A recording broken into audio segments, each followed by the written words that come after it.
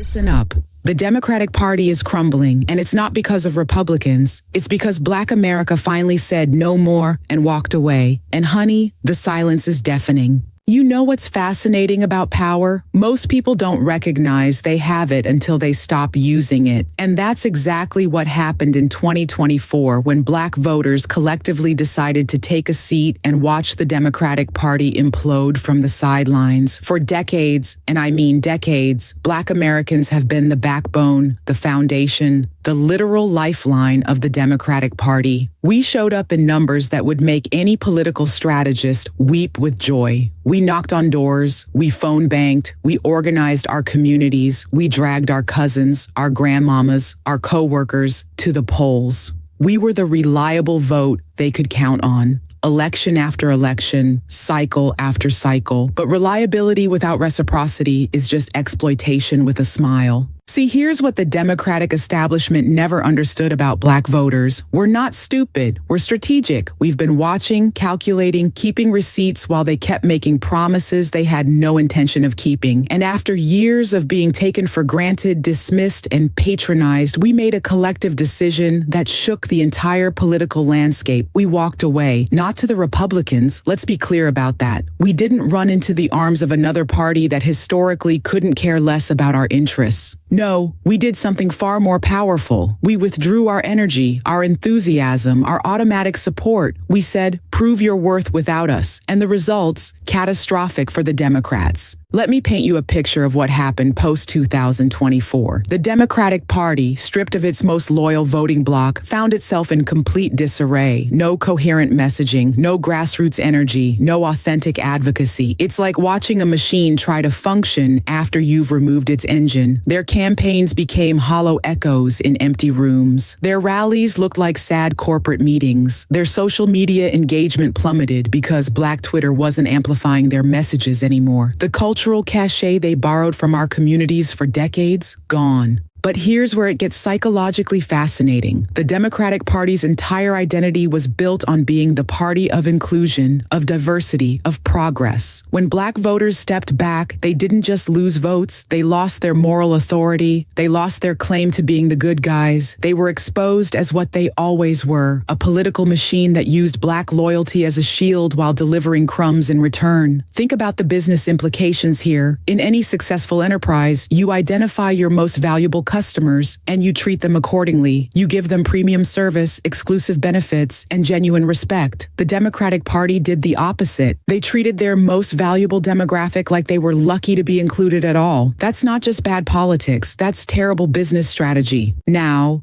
some of you might be thinking, but Layla, didn't this help Republicans win? And to that I say, so what?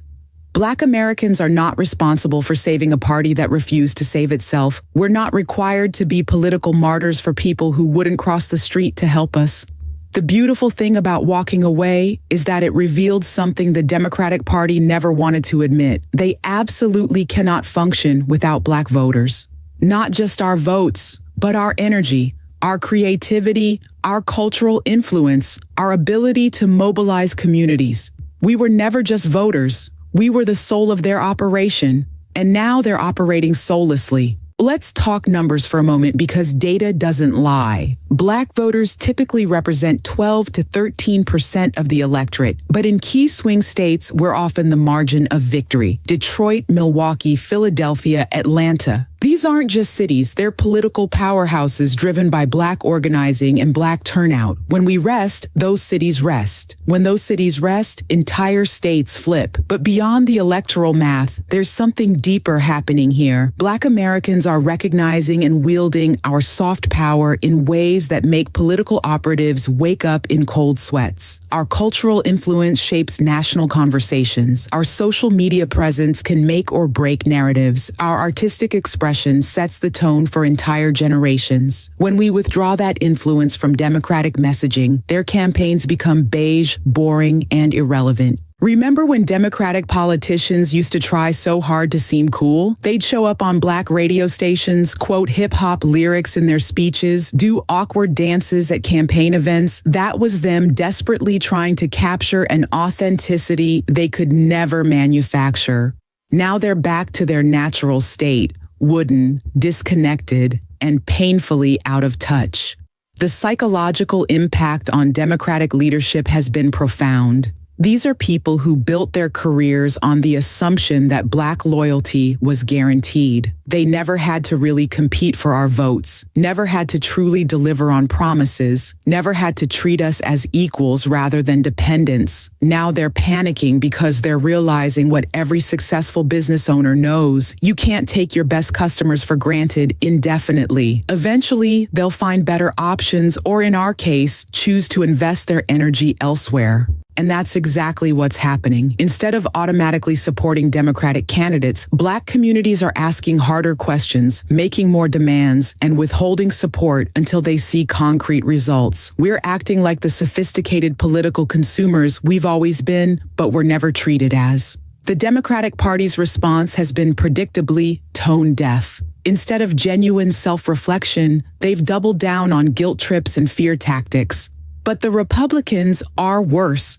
They cry as if being slightly less terrible than your opponent is a compelling campaign strategy. This reveals a fundamental misunderstanding of Black political psychology. We're not motivated by fear. We're motivated by progress. We're not interested in being the lesser of two evils. We're interested in being the architects of our own advancement. Here's what the Democratic establishment still doesn't understand. Black voters aren't asking for charity. We're demanding partnership. We're not looking for handouts. We're looking for power sharing. We want a seat at the table where decisions are made, not just an invitation to the dinner where those decisions are announced. The chaos we're witnessing in the Democratic Party right now is what happens when you mistake loyalty for stupidity, when you confuse support for subservience. They built their entire political infrastructure on the assumption that Black voters would always be there, no matter how little they delivered. That assumption just got expensive. From a strategic standpoint, this moment represents unprecedented leverage for Black Americans. When you're essential to someone's success and they finally realize it, that's when real negotiation can begin. Not from a position of desperation, but from a position of power. Smart Black political leaders are using this moment to extract concrete commitments, not vague promises about fighting for justice or standing with our communities, but specific policy proposals with measurable outcomes and accountability mechanisms. We're seeing this play out in local elections too. Without the automatic Democratic turnout machine powered by Black organizing, candidates are having to actually compete for our votes. They're showing up to community meetings they used to skip. They're addressing issues they used to ignore. They're making commitments they used to avoid. This is what leverage looks like in action. But let's be real about something else. This strategy only works if we maintain our discipline. The moment we go back to automatic support without getting what we need, we lose all the power we've gained. The Democratic Party is counting on our eventual return out of habit or fear. They're waiting for us to get tired of being politically homeless.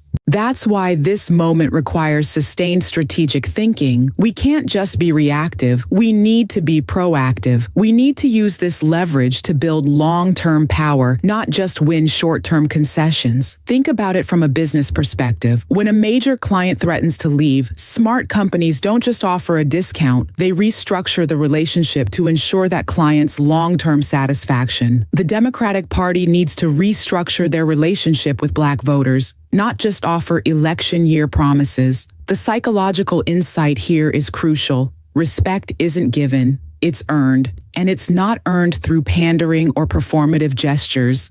It's earned through consistent action, genuine partnership, and shared power. What we're witnessing right now is the Democratic Party learning this lesson the hard way. Without Black voters propping them up, they're having to confront their own weaknesses, their own lack of authentic connection to the communities they claim to represent. And you know what? That's healthy for democracy. A political party that can only win by taking its most loyal supporters for granted isn't a party worth supporting. A political system that only serves some people while expecting everyone's participation isn't a system worth preserving. By walking away, Black voters haven't abandoned democracy. We've demanded better from it. We've forced a reckoning that was long overdue. We've demonstrated that our political engagement isn't automatic or unconditional. The message is clear. Treat us as partners partners or watch us build something else. This is what real power looks like. Not the power to destroy, but the power to demand transformation. Not the power to tear down, but the power to refuse participation in systems that don't serve us. The Democratic Party's current disarray isn't a crisis. It's a consequence.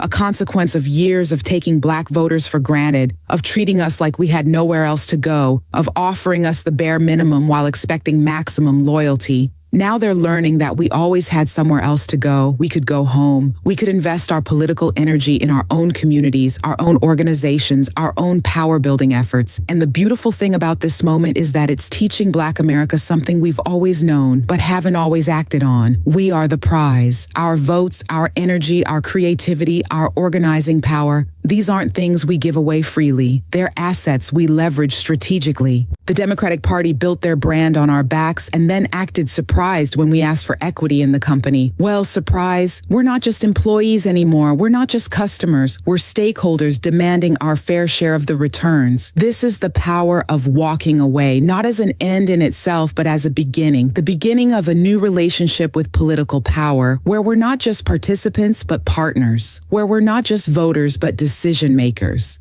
The Democrats are in disarray because they finally understand what Black voters have always known.